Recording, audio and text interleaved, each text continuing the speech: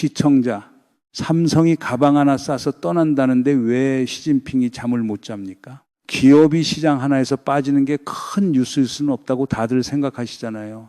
한 동네 슈퍼가 문 닫는다고 옆 동네 시장이 흔들리지는 않으니까요. 근데 이번 건은 그게 아닙니다. 삼성전자가 34년 만에 중국 가전과 TV 사업에서 손을 떼겠다고 공식 선언한 그 다음 날부터 가장 안색이 변한 게 베이징입니다. 왜일까요? 그리고 왜 하필 지금 이 시점에 이 결정이 나왔을까요? 오늘은 이걸 세 층으로 들여다보겠습니다. 표면에서는 무슨 일이 벌어졌는지, 그 아래 진짜 동기가 뭔지, 그리고 그 결과가 한국에는 어떤 그림으로 돌아오는지. 먼저 한 가지만 짚고 들어갈게요. 1992년 노태우 정부 시절 한중 수교가 맺어진 직후 삼성이 가장 먼저 중국 땅에 깃발을 꽂은 곳이 텐진이었습니다. 그 깃발이 34년 만에 새로운 챕터에서 내려옵니다. 한 가지 더 짚을게요. 이게 첫 철수가 아닙니다. 2018년에 텐진 스마트폰 공장이 닫혔고 2019년에는 후이저우의 마지막 폰 공장도 닫혔어요. 이번엔 가전과 TV 차례입니다. 삼성의 중국 사업이 하나씩 단계적으로 빠져나가고 있는 그 마지막 큰 단계가 지금 이 순간이에요. 단순한 사업 정리가 아닌 이유가 거기에 있습니다. 자, 이거 단순한 기업 철수가 아닙니다. 30년간 굴러온 중국은 세계의 공장이라는 공식이 흔들리는 첫 번째 큰 신호예요. 그런데 주류 보도는 어떻게 다루고 있죠? 삼성이 수익성 때문에 뺀다가 거의 전부입니다. 정작 짚어야 할 질문은 그 다음에 있는데 말이죠. 누가 그 수익성을 망가뜨렸느냐? 강제 부품, 국산화 정책이, 한알령이, 사드 보복이, 외국 자본 길들이기가 결국 어떻게 부메랑으로 돌아왔느냐? 표면만 보면 시진핑이 사색이 된 이유를 절대 설명할 수 없습니다. 오늘 표면 동기, 결과 이 세 층을 차례로 까보겠습니다. 먼저 표면. 2016년 5월 6일 삼성전자 중국 법인이 현지 임직원들을 모아놓고 설명회를 열었습니다. ZDN넷, 코리아와 전자신문, 연합뉴스가 같은 날 보도한 내용을 종합하면 이렇습니다. 중국 내 생활 가전과 TV 판매를 전면 중단하기로 한 거예요. 다만 모바일과 반도체, 의료기기는 유지합니다. 한마디로 부가가치가 낮은 완제품 사업은 정리하고 부가가치가 높은 첨단 영역에만 집중하겠다는 거죠. 선택과 집중이라는 그 흔한 표현이 이번엔 진짜 의미를 갖습니다. 이미 4월 28일 조선비즈가 단독 보도로 윤곽을 드러냈고 일본 니케이 신문도 비슷한 시기에 비중 있게 다뤘어요. 그리고 약 일주일 뒤 모든 게 사실로 확정된 겁니다. 여기서 잠깐 시간을 거슬러 올라가 봐야 합니다. 한국과 중국이 1992년 8월에 정식으로 수교를 맺었습니다. 그리고 같은 해 12월 삼성전자는 중국 텐진의 비디오 기기 생산법인을 세웠어요. 머니투데이 더벨이 정리한 자료를 보면은 이게 삼성의 본격적인 중국 시대를 여는 첫 깃발이었습니다. 이어서 광동성 후이저우의 오디오 공장이 들어섰고 1995년에는 장수성 수저우의 반도체 후공정 공장이 자리를 잡았죠. 2012년에는 산시성 시안의 메모리 반도체 공장이 착공됐고 이 시안 공장은 한때 삼성 글로벌 랜드 플랫이 생산의 약 40%를 책임지는 거대한 거점으로 자랐습니다. 정점을 찍었을 때 삼성은 중국의 텐진, 후이저우, 수저우, 시안을 비롯해 여러 권역의 생산과 R&D 거점을 둔 상태였어요. 한국 기업이 한국가에 이렇게 깊은 발을 담근 적이 흔치 않습니다. 그만큼 이번 단계적 철수가 가지는 무게도 다른 거예요. 2000년대 초반부터 2010년대 초반까지가 황금기였어요. 갤럭시 스마트폰은 중국 길거리 어디서나 보였고 삼성 TV와 냉장고는 중국 중산층의 선망이었습니다. 2013년 상반기에는 삼성의 55형 이상 중국 프리미엄 평판 TV 매출 점유율이 19.8%로 1위였어요. 디스플레이 서치 자료입니다. 갤럭시 스마트폰의 중국 점유율도 비슷한 시기 약 20%로 1위였고요. 그런데 정확히 그 무렵 분위기가 싸늘하게 바뀌기 시작합니다. 화웨이와 샤오미, 오포, 비보 같은 토종 브랜드들이 빠르게 치고 올라왔고요. 결정타가 된 사건이 2016년에 터집니다. 사드 사태죠. 기억하시죠? 한반도에 사드 미사일 방어 체계를 배치한다는 결정이 내려지자 베이징이 거칠게 보복에 나섰습니다. 현대경제연구원이 2017년 5월에 발표한 최근 한중 상호 간 경제 손실 점검과 대응 방안 보고서에 따르면 한국이 그해만 입은 피해가 명목 GDP의 약 0.5% 수준, 금액으로는 8조 5천억 원이었습니다. 한국 드라마와 K-팝이 중국 방송에서 사라졌고 롯데마트는 강제로 문을 닫았고 한국행 단체 관광은 전면 금지됐죠. 그 와중에 삼성도 직격탄을 맞았습니다. 갤럭시 점유율은 2018년 1%대로 떨어졌고 카운터포인트 리서치 자료를 보면 2024년 1분기에는 0.7%까지 추락했어요. 20%에서 0.7%까지 10년 사이 거의 28배가 줄었습니다. 또 IMF 때처럼 일반 가정이 청구서 받는 구조였어요. 가전과 관광과 콘텐츠 전부. 이쯤 되니 삼성도 더는 버틸 여력이 없었습니다. 첫 번째 큰 결단은 2018년에 이미 나왔어요. 그해 12월 삼성은 텐진 스마트폰 공장을 폐쇄했습니다. 26년 전 중국에서 처음 깃발을 꽂았던 그 상징적인 자리였죠.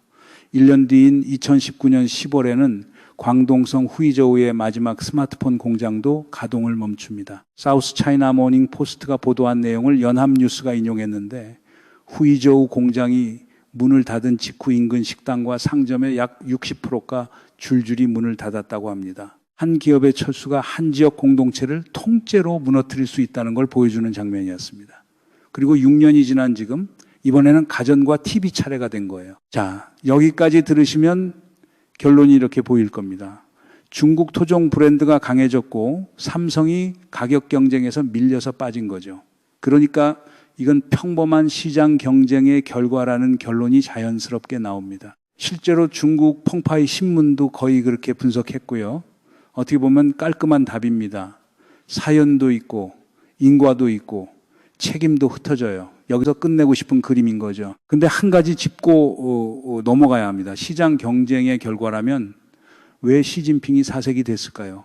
시장이 알아서 정리한 결과라면 베이징은 흔들릴 이유가 없어요. 다른 외자도 동시에 빠지는 게 더 큰 문제입니다. 애플 협력사 폭스콘은 인도로 옮겨가고 있고 일본 기업들은 동남아로 눈길을 돌리고 있죠. 대외경제정책연구원 산하 중국 전문가 포럼이 2016년 초에 정리한 자료를 보면 2025년 한 해 동안 중국에서 활동하는 외국 기업들의 투자가 13.8% 감소했습니다. 같은 기간 중국 내자 기업 투자 감소폭은 3.8%였어요. 외자 감소폭이 거의 4배입니다. 부동산 개발 투자는 같은 해 17.2%나 감소했고요. 4년 연속 두 자릿수 감소입니다. 한 기업의 사업 결정이 아니라 시장 전체가 외자의 등을 돌린 신호인 거예요. 베이징이 사색이 된 이유가 여기에 있습니다. 그럼 왜 외자가 이렇게 한꺼번에 빠져나가는 걸까요? 단순히 트럼프 관세 때문일까요? 그건 절반의 답입니다. 진짜 문제는 그 이전부터 누적돼 왔어요. 문제는 여기서부터입니다. 시진핑은 외국 자본을 길들이려고 했는데 결과적으로 이렇습니다. 제로 코로나 시기를 한번 보세요. 2021년 12월 시안 봉쇄 때 삼성 시안 반도체 라인도 일부 축소해야 했습니다. 중앙일보가 그 시기에 보도한 내용이에요. 글로벌 기업들 입장에서는 그때 결론이 났습니다. 중국은 정치적 리스크가 너무 크다. 한 도시의 봉쇄가 한 회사의 글로벌 공급을 흔든다. 그 인식이 밝힌 결정적인 계기였어요. 거기에 사드보복과 한알령이 누적됩니다. 한국 기업 입장에서는 더 이상 중국을 안정적 파트너로 보기 어려워졌어요. 길들이려다가 신뢰를 잃은 겁니다. 한알령 얘기는 좀 더 짚어야 합니다. 처음 시작될 때는 문화 콘텐츠 몇 개 막는 건데 뭐 큰 일이겠어 정도로 본 사람들이 많았어요. 근데 이게 점점 영역이 넓어졌습니다. 드라마에서 광고로, 광고에서 가전 캠페인으로, 그리고 결국 한국 브랜드 자체에 대한 비호감으로요. 9년이 지난 지금까지 한알령이 공식적으로 풀렸다는 발표는 한 번도 나온 적 없습니다. 그러는 사이 갤럭시 점유율이 0.7%까지 내려간 거예요. 콘텐츠 제재 한 번이 가전시장 하나를 통째로 잠그는 트리거가 된 셈입니다. 더 아이러니한 부분이 있어요. 베이징은 강제 부품 국산화 정책을 밀어붙였습니다. 다음 뉴스의 한 분석을 보면 삼성이 LCD 패널 제조에서 물러나면서 TV 사업이 중국 패널 업체에 전적으로 의존하게 됐어요. 그러는 사이 중국이 만든 부품으로 중국에서 제품을 만들어 중국 기업과 경쟁해야 하는 구조, 한마디로 베이징이 깔아준 판이 결국 베이징의 외자를 잡아먹은 겁니다. 황금알 낳는 거위배 가르는 짓이죠. 외국 자본이 황금알이었는데 그 거위를 길들이려다가 죽인 셈이에요. 거기에 시진핑이 밀어붙인 쌍순환 정책 내수 중심 자립 경제로 가겠다는 그림은 한 발 더 나갔습니다. 신질 생산력이라는 용어로 첨단 산업을 국산화하겠다는 신호를 강하게 보냈고요. 외국 기업 입장에서 받아들이는 메시지는 명확했어요. 너희가 키워준 토종 기업에게 자리를 내주고 나가라. 그런데 막상 나가니까 베이징이 가장 흔들리고 있는 거예요. 코미디입니다. 코미디. 그런데 주류 매체는 이 그림을 잘 안 다룹니다. 왜 그럴까요? 보수 매체들은 사드보복 시기부터 중국 시장 포기하면 안 된다는 톤을 유지해 왔어요. 한알령이 K 콘텐츠와 가전과 관광을 어떻게 동시에 때렸는지 그 구조를 정확히 짚는 분석은 거기에서 잘 안 나옵니다. 당시 중국과 대화로 풀어야 한다고 우기던 그 목소리들이 지금 어디서 무슨 말을 하고 있는지 한번 보세요. 사드보복 8조 5천억 원의 청구서가 우리 가정으로 날아왔을 때 그 정확한 구조를 짚어준 매체가 몇 곳이었나요? 지금 삼성철수를 단순한 경영 판단으로만 다루는 그 시각도 그 연장선 위에 있는 거예요. 자본시장연구원 자료를 하나 더 짚을게요. 2023년 3분기에 중국은 1998년 통계 작성 이래 처음으로 외국인 직접 투자 순유출을 기록했습니다. 마이너스 118억 달러였어요. OECD에 따르면 글로벌 FDI 중 중국 비중은 2020년 24.3%로 정점을 찍은 뒤 하락세를 보여서 2023년 상반기에는 4.5%까지 떨어졌습니다. 정점에서 5배 줄어든 셈이에요. 이건 한 기업의 결정이 아닙니다. 글로벌 자본이 동시에 같은 결론에 도달한 거예요. 여기서 진짜 그림이 나옵니다. 시진핑이 외국 자본을 길들이려 한 건 작은 카드가 아니었어요. 중국몽이라는 큰 시나리오의 핵심 축이었죠. 외자와 기술과 일자리를 활용해서 자립경제로 가는 그림. 그런데 자립경제가 완성되기 전에 외자가 떠나기 시작하면 그 시나리오의 토대가 무너집니다. 그리고 지금 무너지는 속도가 자립 속도보다 빠르다는 게 핵심이에요. 중국 국가통계국 발표를 보면 2025년 10월 기준 중국 16세에서 24세 청년 실업률은 17.3%였습니다.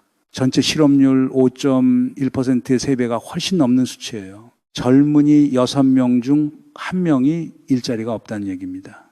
그래서 요즘 중국 청년들 사이에 유행하는 말이 있죠.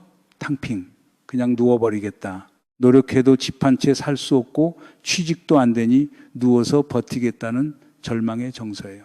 헝다와 비구유한 같은 거대 부동산 기업들이 줄줄이 무너지면서 부동산 시장은 빙하기에 들어갔고 평생 모은 돈으로 산 아파트가 절반 가격으로 떨어지고 그마저도 짓담한 채로 방치된 단지가 전국에 수두룩하다는 분석도 있습니다. 여기에 삼성이 짐을 싸고 폭스콘이 인도로 가고 일본 기업이 동남아로 옮긴다는 신호가 더해진 거예요. 외자를 강하게 누를수록 떠나는 속도가 빨라졌습니다. 한마디로 삼성을 중국 시장에서 밀어낸 건 단순히 토종 브랜드만이 아니라 그 토종 브랜드를 키우려고 외자를 누른 베이징의 정책 그 자체였습니다. 전문가들 사이에서는 중국이 중진국 함정에 빠졌다는 분석이 오래전부터 나오고 있어요. 선진국으로 도약하기 직전에 저출산과 고령화가 먼저 닥치는 미부설로 현상이 빠르게 진행 중이라는 진단입니다. 한마디로 부자가 되기 전에 늙어버린 나라가 될 수 있다는 얘기예요. 거기에 민주화와 시장 자유화 카드를 쓰자니 공산당 일당 체제가 흔들리고 안 쓰자니 경제가 더 깊은 침체로 빠지는 진퇴양난의 구도입니다. 여기서 이번 영상의 핵심 한 문장만 남기고 갈게요. 삼성을 쫓아낸 건 중국 기업이 아니라 시진핑 본인입니다. 이 한 문장의 지난 10년이 들어 있습니다. 자업자득이라는 말의 정확한 의미예요.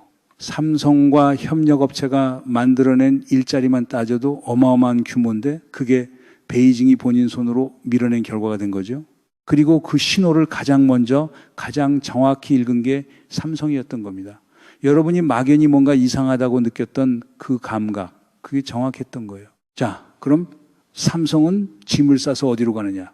답은 명확합니다. 베트남과 인도입니다. 베트남부터 보겠습니다. 삼성은 2008년 베트남 북부 박린성 옌퐁공단에 약 6억 7천만 달러 규모의 첫 휴대폰 공장을 짓기 시작했어요. 2009년 양산을 시작한 뒤 17년 만에 박린 공장에서만 누적 9억 대의 스마트폰을 생산했습니다. 하노이 타임즈와 디지타임스가 함께 다룬 데이터입니다. 지구상 사람 8명 중 1명이 박린산 갤럭시를 들고 있는 셈이에요. 베트남에 대한 삼성의 누적 투자액은 KOTRA와 베트남 정부 자료를 종합하면 약 220억 달러를 넘었습니다. 한때 전 세계 갤럭시의 60%가 베트남에서 만들어졌을 정도고요. 2025년 12월에는 베트남 현지인이 삼성전자 임원으로 처음 승진했습니다. 서울경제 보도예요. 단순한 생산기지에서 RD와 리더십 거점으로 한 단계 더 들어가고 있다는 신호입니다. 인도는 더 흥미롭습니다. 글로벌 이코노믹 보도에 따르면 삼성은 미국의 관세 위험을 회피하기 위해 베트남 스마트폰 생산의 약 60%를 인도로 이전하는 방안을 검토 중인 것으로 알려졌습니다. 트럼프 행정부가 베트남산 제품에도 높은 관세를 매기겠다고 운을 띄우면서 새로운 우회로가 필요해진 거죠. 인도 우타르프라데시주 노이다에는 이미 2018년에 세계 최대급 스마트폰 공장이 준공돼 있어요. 매일경제 보도를 보면 최근에는 노트북 대량 생산까지 추가되면서 다품목 IT 거점으로 진화하고 있고요. 이재용 회장은 경제사절단으로 인도와 베트남을 직접 찾아서 인도 릴라이언스 그룹의 무케시 안바니 회장과 만나 5G와 AI 협력을 확대했습니다. 한때 세계의 공장이라 불리던 중국 비중을 덜어내고 베트남과 인도를 양측으로 한 글로벌 생산 벨트가 짜이는 중이에요. 그러면 중국에는 뭐가 남느냐? 첨단 반도체가 남습니다. 시안랜드 공장과 수저우 후공정 공장은 그대로 유지되고요.